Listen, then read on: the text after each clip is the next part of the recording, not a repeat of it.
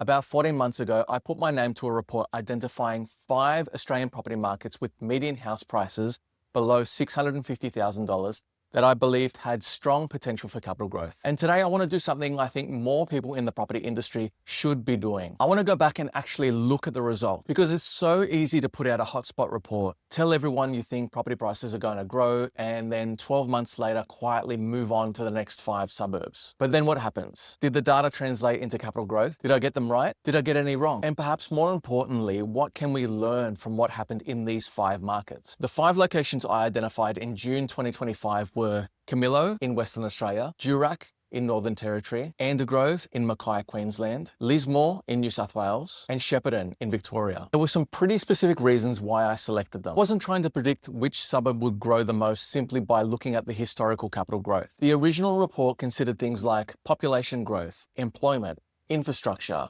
supply and demand, affordability, stock on the market, online buyer interest, and rental vacancy rates. So roughly 14 months later, let's see what actually happened. Before I show you the numbers, I think it's important to understand the methodology, because the purpose wasn't to simply find 5 cheap suburbs. Cheap doesn't necessarily mean undervalued, and the property being under $650,000 doesn't automatically make it a good investment. What I was looking for was a disconnect between the price of a property and the underlying fundamentals supporting that price. In other words, could we find markets where property was still relatively affordable, but where demand was beginning to outweigh supply? That meant looking at things like population growth, employment, infrastructure investment, vacancy rates, stock on market, buyer demand, and importantly, the relationship between household income and mortgage payment. The original report specifically identified population growth as a major long-term driver of housing demand, while employment was considered important because strong labour markets support rental demand, buyer confidence, and affordability. And then we brought that down from the macro level to individual markets, because ultimately, capital growth is largely a function of supply and demand. If you've got more people wanting to buy property than people wanting to sell property, eventually something's got to give. And generally, that's going to be price. So let's look at what happened. Let's start with probably the standout performer, Camillo. When I included Camillo in the June 2025 report, the median house price was approximately $595,000. Fast forward to the current data, and the median is now around $748,000. That's an increase of about $153,000, or roughly 25.7% from that original median. And that's obviously a substantial movement in around 14 months. But what's interesting isn't simply that prices went up. It's what's happening underneath the market. The latest comparison data shows Camillo properties selling in around 10 days. Vacancy rates are around 1.13%, and the longer term numbers are also quite strong, with the report showing a 10-year compound annual growth rate of approximately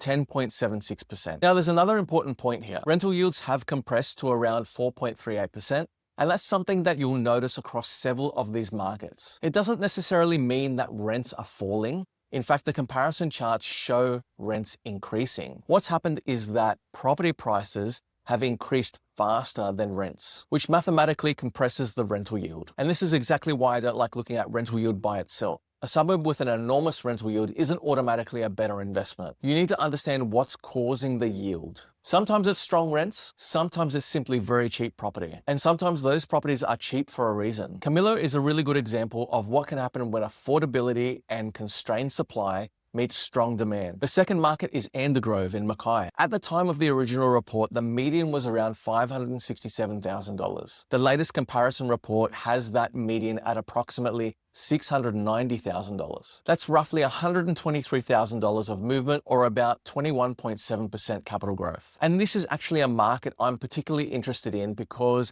I'm still active in the broader Mackay area. What I like here is that the underlying indicators haven't simply disappeared because prices have increased. The current data has Andergrove at approximately 5.12% rental yield and a 1.29% vacancy rate. Properties are selling in roughly 12 days, while rental properties are taking around 20 days. Potential buyer demand in the report is 902 and potential renter demand is 844. That's average clicks per property listing. So we're still seeing relatively strong demand on both sides of the equation. And that's important because one of the things investors sometimes do is find a market that is already grown and immediately say, I've missed it. This isn't necessarily true. The question isn't whether prices have already increased. The question is whether the fundamentals supporting further growth remain. Now, that doesn't mean I'd blindly buy anything in Andergrove today. The price you pay matters. The street matters, the land matters, the dwelling matters, and most importantly, your cash flow matters. But I think the broader lesson from Mackay is that when you've got low inventory, tight vacancy rate, employment, and economic activity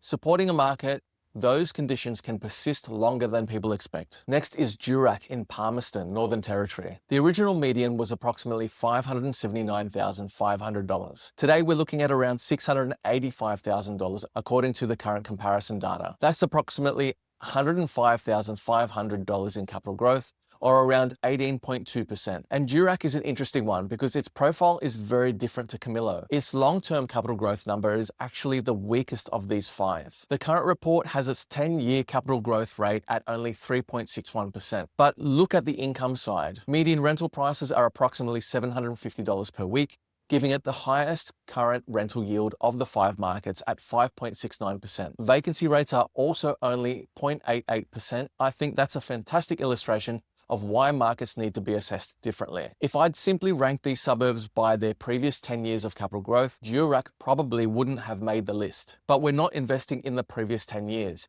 We're trying to understand what might happen next. Historical performance is useful, but it's a lagging indicator. I want to know what's happening to supply, what's happening to demand, what's happening to rents, what's happening to vacancy rates, what's happening to affordability, and that's where you can sometimes identify an opportunity before that opportunity is fully reflected in the historical growth numbers. Then we've got Shepparton in Victoria. This one started from the lowest price point of the five. The June 2025 median was approximately $460,000. The current comparison data puts it at around $540,000. That's around $80,000 of capital growth, or approximately 17.4%. Again, that's a very respectable result. The 10-year compound growth rate is now approximately 7.81%, and the median rent is around $495 per week, producing a rental yield of approximately 4.77%. But this is where doing a retrospective becomes useful, because not every indicator has necessarily improved. The vacancy rate is currently about 2.43%,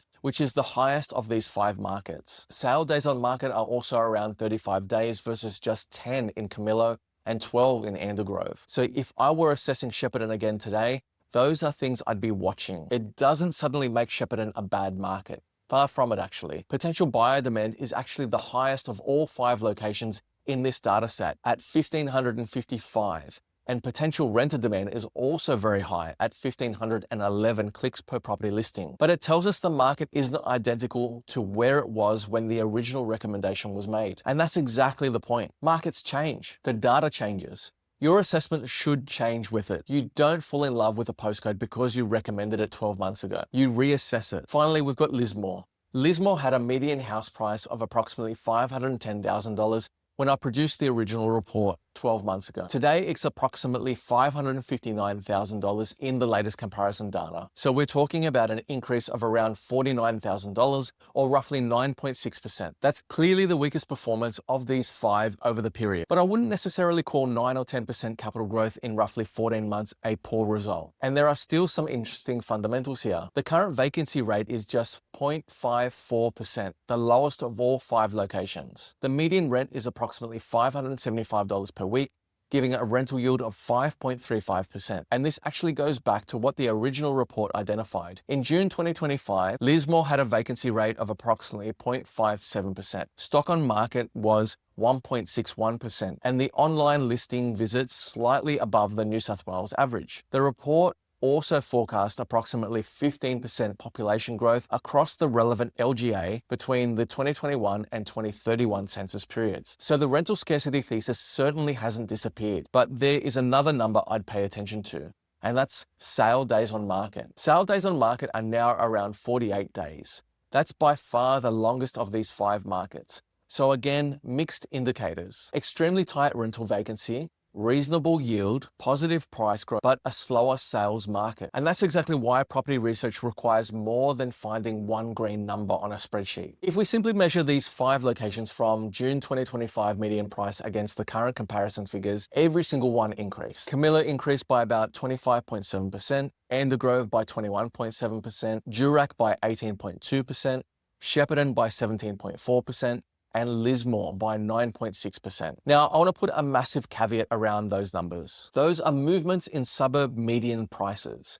They're not the return that every investor received. Median price movements can be influenced by the composition of properties sold during a particular period, and your individual property could have significantly outperformed or underperformed the suburb median. That's why the original white paper itself explicitly said that it identified regions rather than individual properties, and that investors still need to make decisions based on their own circumstances and specific asset selection. Now, that's really important because I don't want the takeaway from this video to be, oh, Gianni picked 5 suburbs and they all went up, so just buy whatever suburb appears in the next report. That's not the lesson here. The lesson is why these locations were identified. It wasn't because somebody predicted 20% growth. It wasn't because a property clock said they were about to boom. And it wasn't because somebody labeled them Australia's next property hotspots. We were looking for evidence of an imbalance: demand versus supply, population versus housing, buyer activity versus available stock, tenants versus available rental properties, household incomes versus mortgage repayments, employment and infrastructure supporting future population, and importantly, property prices that hadn't necessarily reflected